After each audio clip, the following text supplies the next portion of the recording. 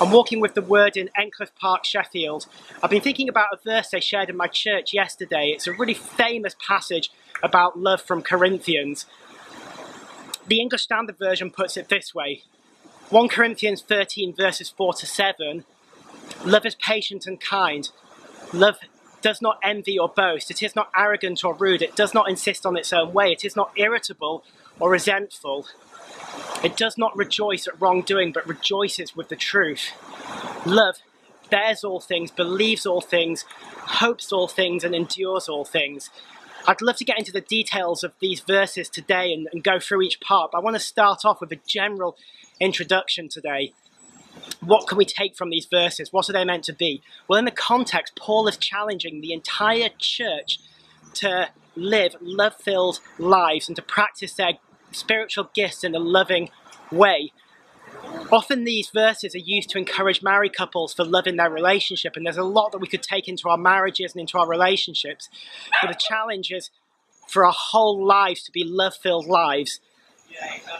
Secondly, these verses are not meant to be a tick list by which we judge ourselves. It's not a list of things where every time you're boastful or angry, you put a tick in the bad box, and every time you're kind, you put a tick in the good box. The purpose of these verses are to show what a true love-filled life will look like, what qualities and characteristics will just naturally manifest in a life that's filled with love. And if our lives are filled with love, these verses will become true descriptions of us. Where does it start? Well, I believe it starts with understanding and knowing that God loves us.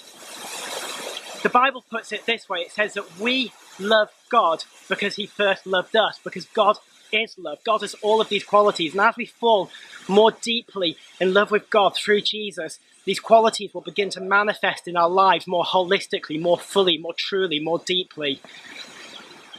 Don't judge yourself too harshly by these verses. Just see it as an aspirational thing, that as you fall in love with God, these things will become true of you.